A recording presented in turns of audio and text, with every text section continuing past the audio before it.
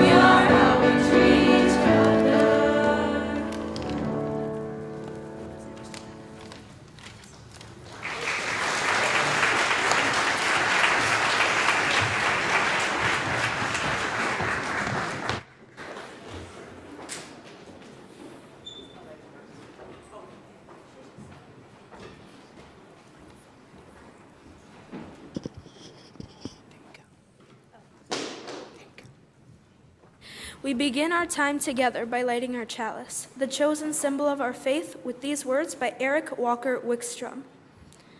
Why we're here. Here today in this place and with these people. May we listen so that we can hear. May we hear so that we can feel. May we feel so that we can know. And may we know so that we can change ourselves and in this world. May this chalice we light our way.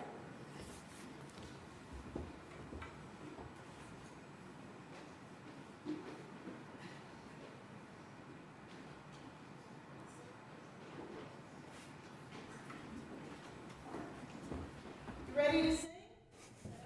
All right, please rise in body or spirit as you are willing and able, and let's sing Enter, Rejoice, and Come In.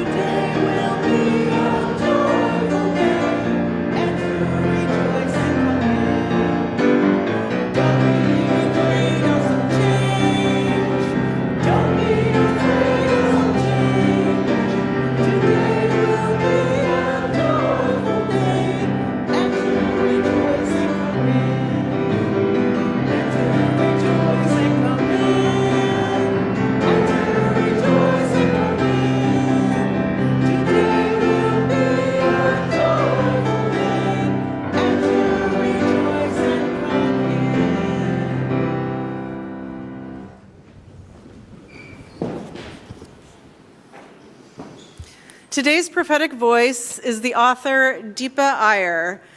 She's written our UUA Common Read this year. It's called Social Change Now, and this is a children's version of that book. It's an excellent summary, so if it piques your interest, then I encourage you to get the book and check it out. Deepa Iyer is South Asian American. She's a strategist and a lawyer. Her work is rooted in Asian American, South Asian, Muslim, and Arab communities. She currently lives right here in Montgomery County. So I hope you will enjoy.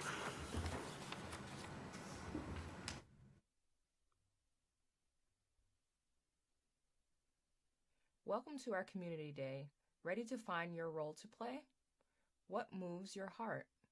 My name is Ramla. I'm your guide. Follow me and stay by my side.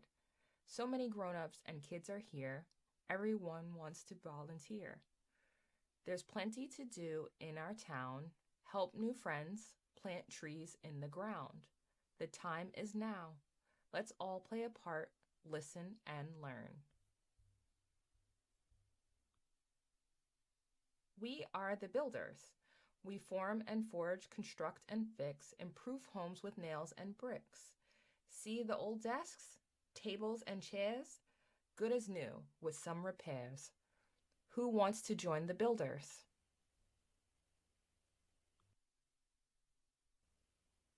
We are the caregivers. We comfort, console, soothe, and cheer.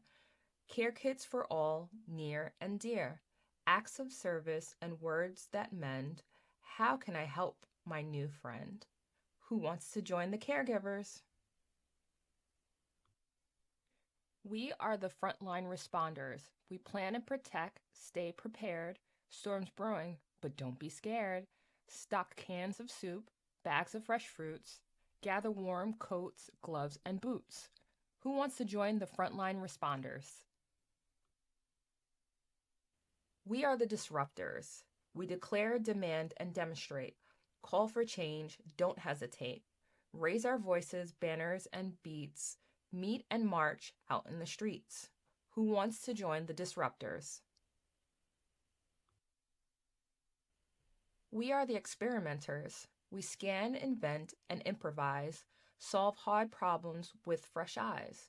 What if these used bottles and rags could become backpacks and bags? Who wants to join the experimenters?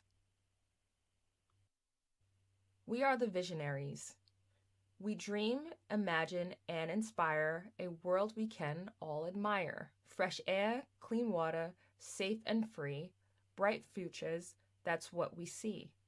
Who wants to join the visionaries? We are the weavers. We stitch, we braid, we intertwine, common threads, link hearts and minds. When people fight or disagree, find what connects you and me. Who wants to join the weavers? We are the healers. We renew, restore, and relieve, tend to those who cry and grieve.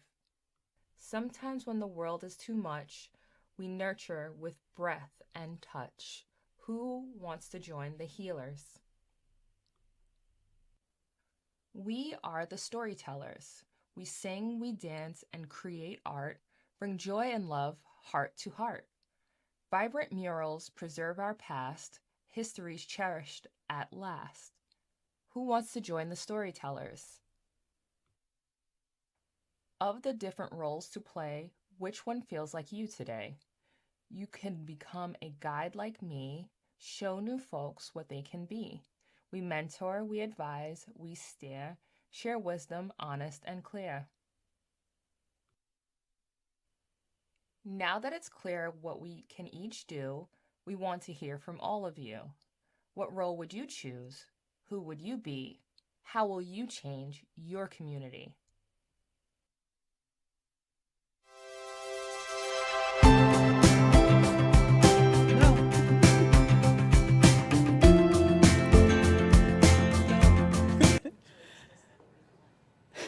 Okay, we'll watch the video. That's cool. Okay, now you can just, okay. We're doing joys and sorrows. Yes, we are. Yes, And then yes. Okay, so you saw a little bit about what we're going to do. This week, as every week, we call to mind the joys and the sorrows that are on our hearts. There's been a lot of stuff going on in this world that can challenge us and bring us to tears and wound us and move us to anger and make us resilient and do all of those things. But this is the place where we can come together to share our joys and our sorrows, to honor those we love, the values that are important to us. And this morning, one of the things that we are honoring is Becky Troth's sister. These beautiful flowers were given in honor or in memory of her sister, Dr. Audrey Troth Alexander. So please thank Becky for those beautiful flowers. And even when we feel at our lowest, even when things feel tough, there's still time to celebrate, right? There are still joys that we have. So you already saw the beginning part of it, but our joy this morning is that we're going to show you a little video of photos from the bazaar last month. Enjoy.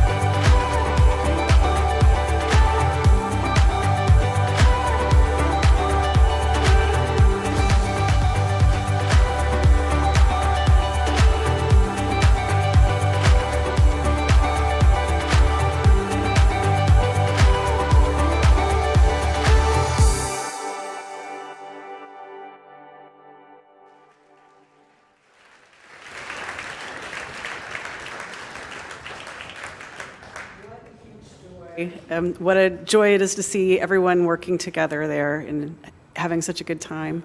At this point, the children, youth, and their teachers are dismissed to class.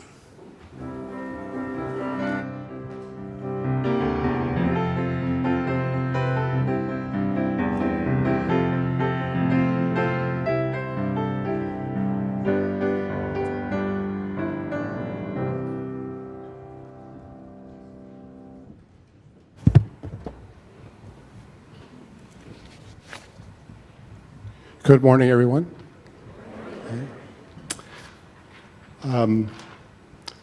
One Sunday each month, we dedicate our offering to an organization or a cause nominated by you that serves our greater community.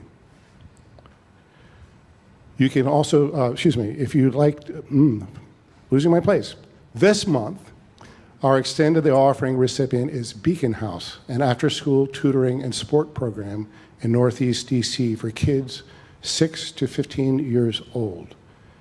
If you would like to support this wonderful organization, you can click the Give online button on our website at rruuc.org.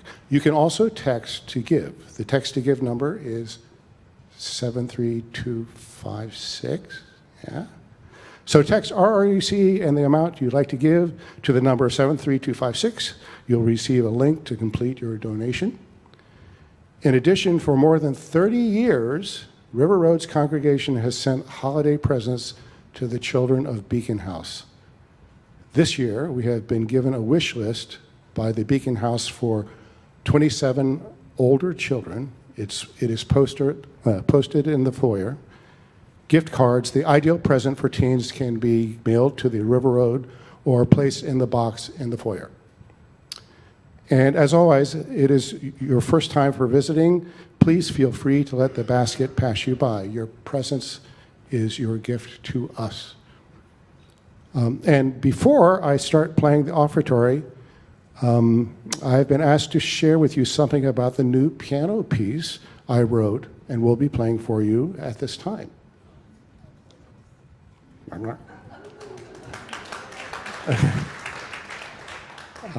Here's the story. For the spring auction, I offered to write a piano piece and dedicate it to the person who won that bidding. Kathy Jones stepped up and won the bidding. Kathy's over here, though she did her bid through a proxy. Sneaky business. She didn't want her beloved husband, Aiden, to know what she was up to. Aiden, though he doesn't really look it, is turning 80 this month. And this newly composed piece dedicated to Aiden is Kathy's birthday gift to him.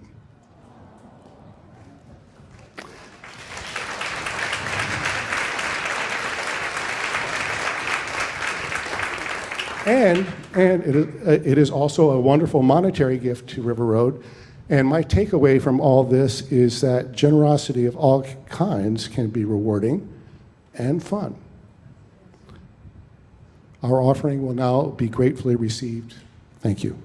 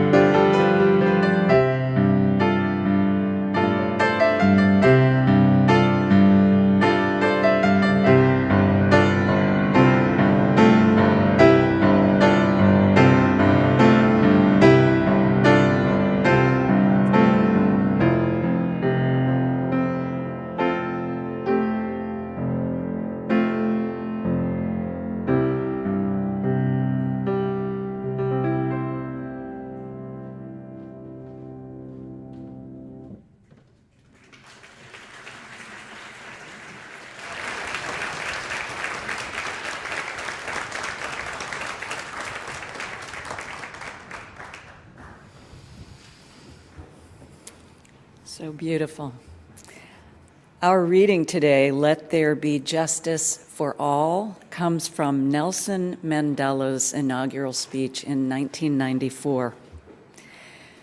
We understand it still, that there is no easy reload to freedom. We know it well that none of us acting alone can achieve success. We must therefore act together as a united people for national reconciliation, for nation building, for the birth of a new world. Let there be justice for all. Let there be peace for all. Let there be work, bread, water, and salt for all. Let each know that for each, the body, the mind, and the soul have been freed to fulfill themselves. Let freedom reign.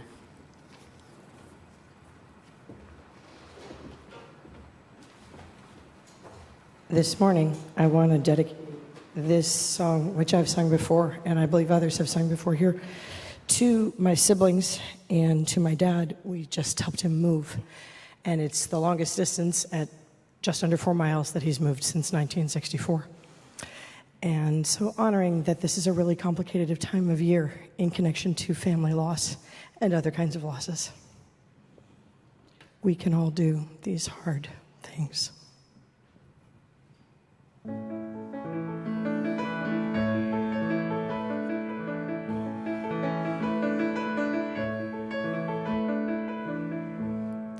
There at the table with my head in my hands, a column of numbers I just did not understand. You said, add these together, carry the two. Now you can do this hard thing. You can do this hard thing. It's not easy, I know, but I believe that it's so. You can do this hard thing. At a cold winter station, breathing into our gloves, it would change me forever, leaving for God knows what. You carried my bags, you said I'll wait for you. You can do this hard thing. You can do this hard thing. It's not easy, I know, but I believe that it's so. You can do this hard thing.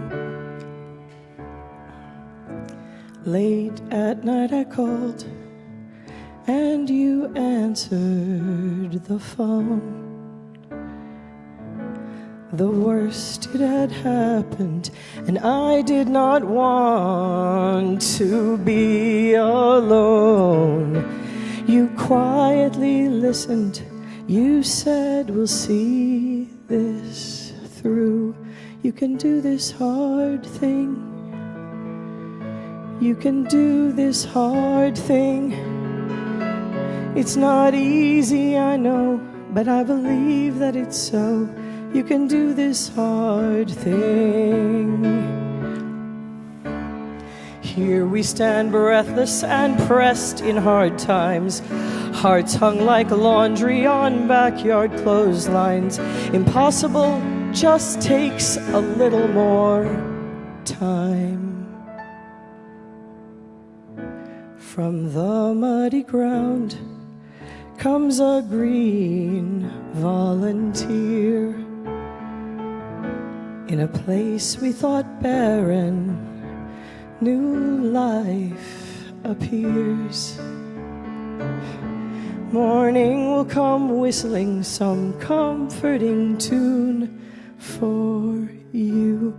You can do this hard thing. You can do this hard thing.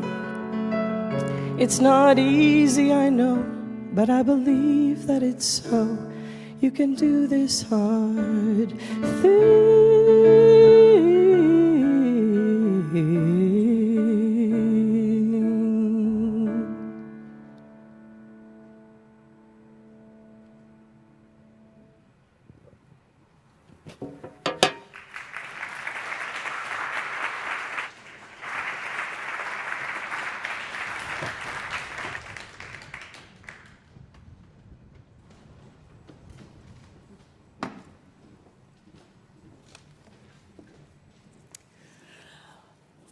Last night, I got to do an experiment.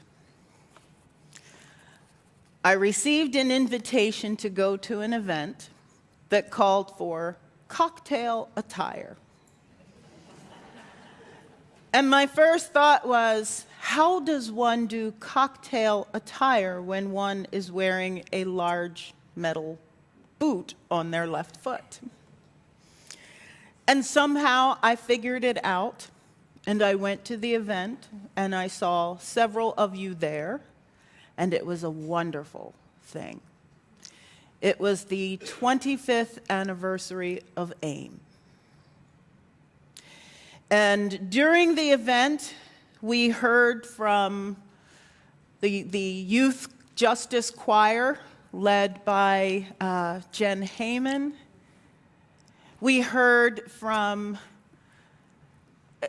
just almost all of the staff of AIM about the work that they are doing. We heard from Representative Jamie Raskin, who shared his remarks while bleeding, like literally bleeding. He cut his hand on the way in. And then at the end, we heard from a young woman named Sarah, who'd received an award. And she said that she had been organizing in the community since she was in the 5th grade. Her remarks were amazing.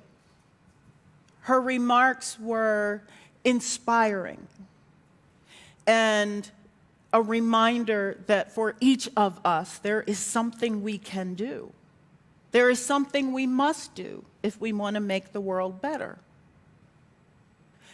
But that wasn't the most amazing part of it.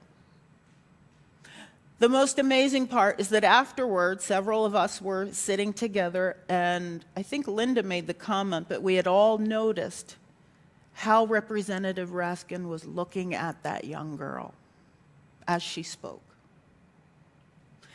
The joy and the pride and the excitement and the appreciation and the admiration in his eyes for her was brilliant in the sense of light giving.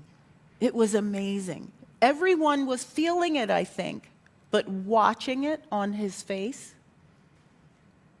was awesome. It was a wonder joy moment for me. So when I got home and I was pulling my things together for this morning, I thought, that story is perfect for what we're going to talk about today, which is Social Change Now by Deepa Iyer, and Social Change Now, period, as something we need to do. So later this month, we're going to begin reading together as a congregation, Social Change Now, a guide for reflection and connection. And if you haven't seen the book, I had it up here somewhere. It's over there. Lisa, maybe hold that up. That's what it looks like. This book has been selected by the Unitarian Universalist Association to be the common read for 2025-26, which means that UUs worldwide will be reading this book and engaging in these ideas together.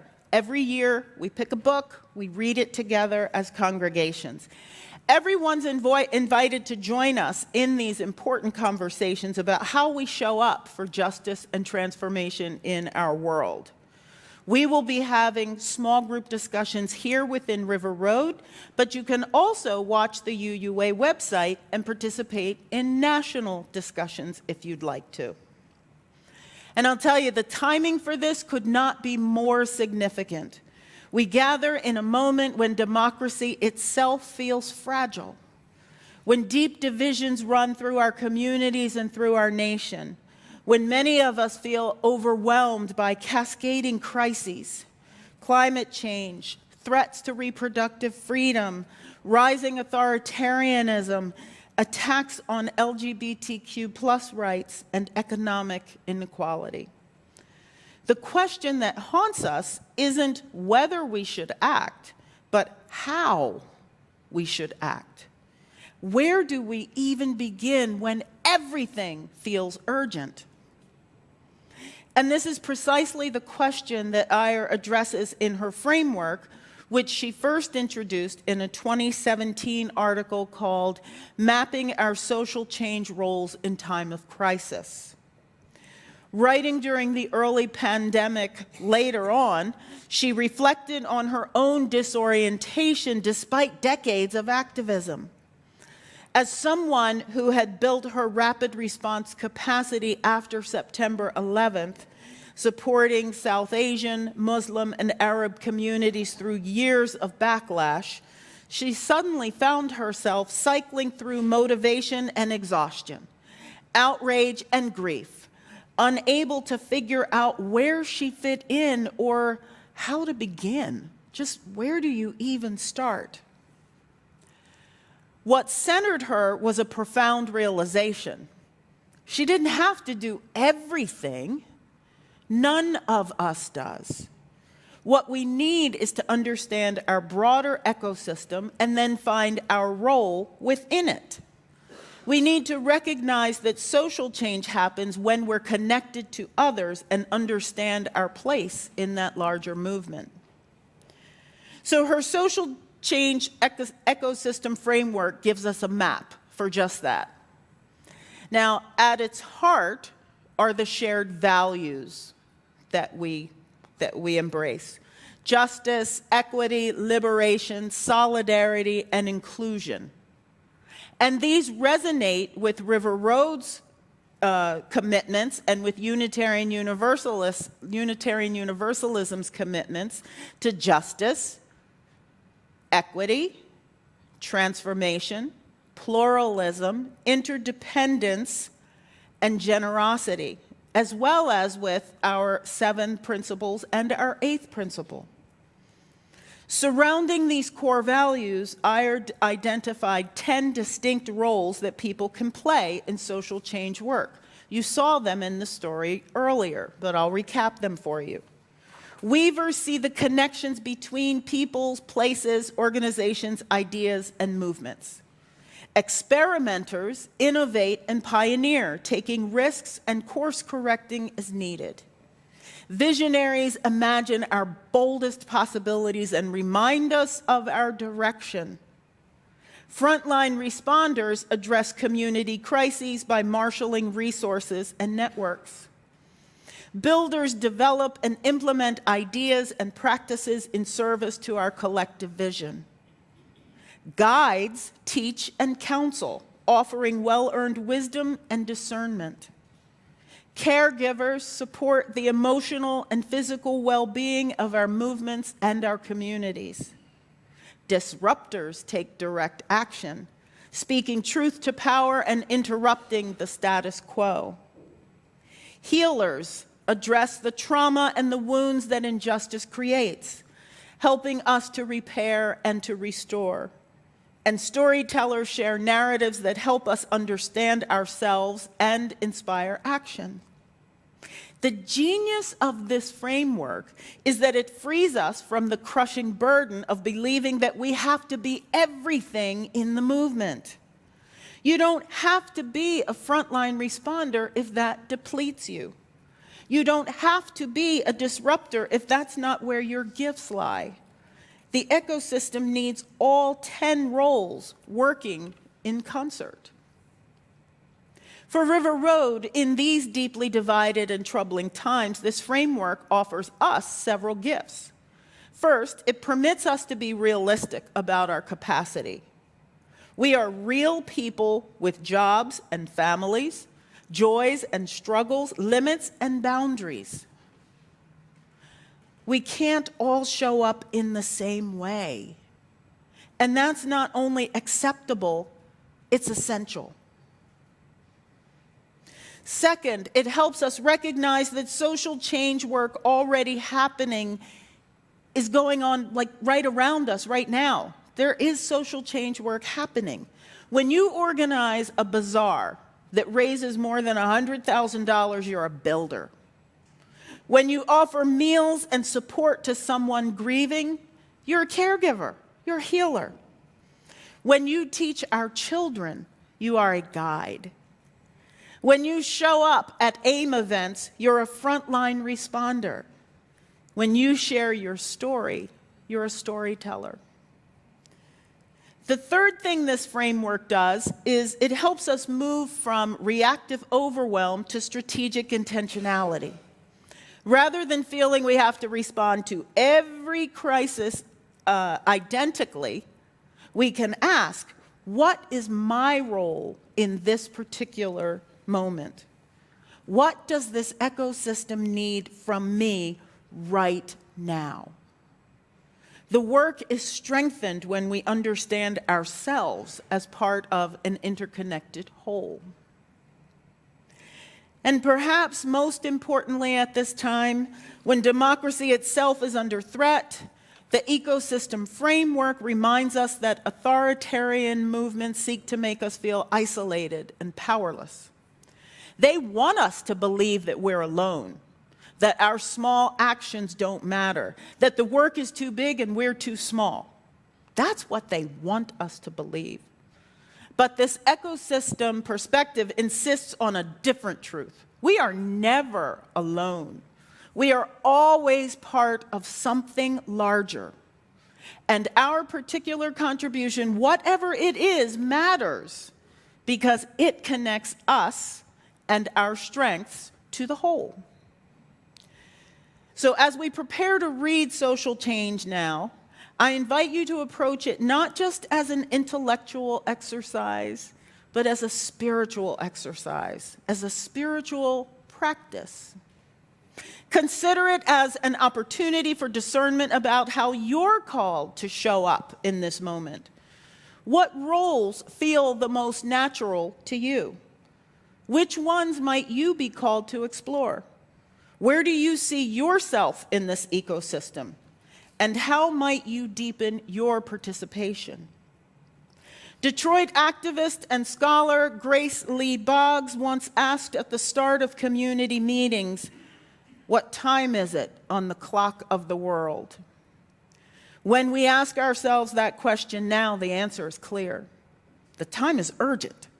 The time is now. Democracy is fragile. Injustice is rampant. The climate crisis accelerates. And yet the time is also always now for connection, for building beloved community, for showing up with our whole selves in service to justice.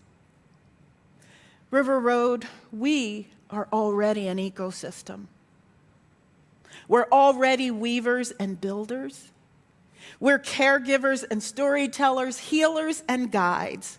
And as we read together, as we reflect together, as we discern together how we're called to this work, may we do so with the knowledge that we don't have to do everything, but we each have something essential to offer. May we find our place in this ecosystem of change, and may we strengthen the connections that bind us to each other and to the larger movement for justice. The time is now. The time is now. And together, we're ready. May it be so. Amen. Can we hold up that book one more time? Yeah. If you don't already have it, make sure to get it. Okay? Social change now. Okay.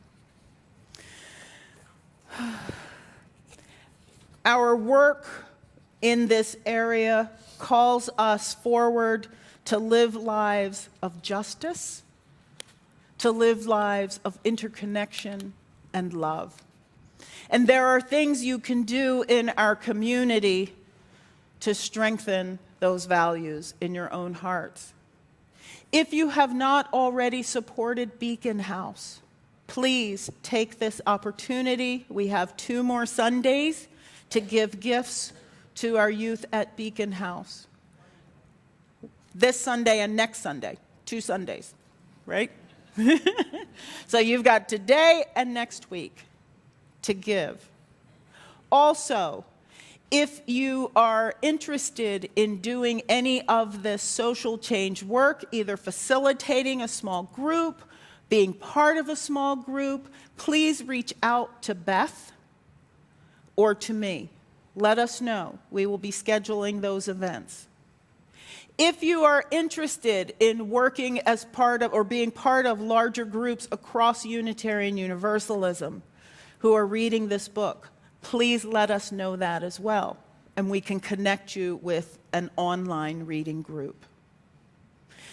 And in that vein, I think we should sing one more time. Let's sing One More Step.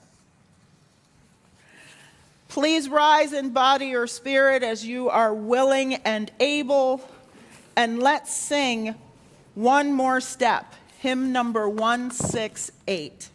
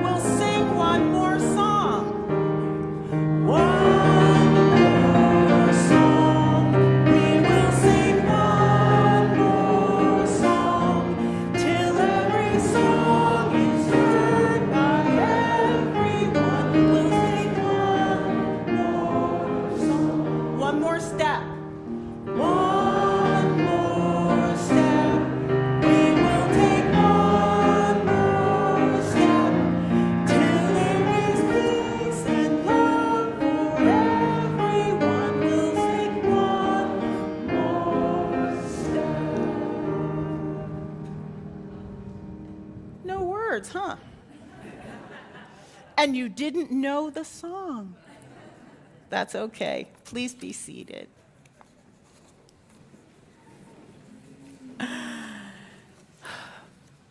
And now we will bring our worship service to a close by extinguishing our chalice. And to do that, we will recite together the words by Elizabeth Sell Jones, which are, "We extinguish this flame, but not the light of truth, the warmth of community, or the fire of commitment.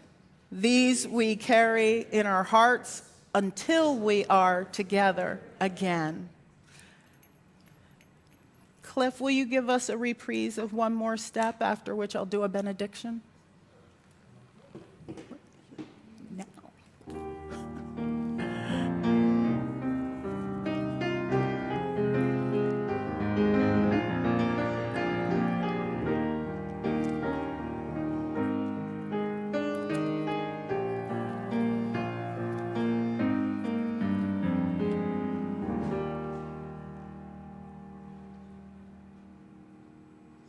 Friends, I leave you with these words from Social Change Now by Deepa Iyer. Our belief in the promise of social change through connections with one another is why we keep trying after feeling disappointment, why we keep returning after grieving, why we keep fighting after resting. It's why we keep building after systems fail, why we keep on loving even when we're experiencing heartbreak. It's why we take actions that embody solidarity, resistance, and hope. It's why we infuse our efforts with joy, passion, affirmation, and healing.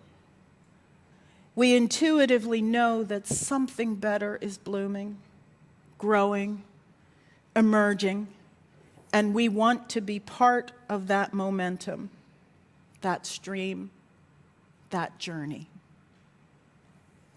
May it be so. Go in peace.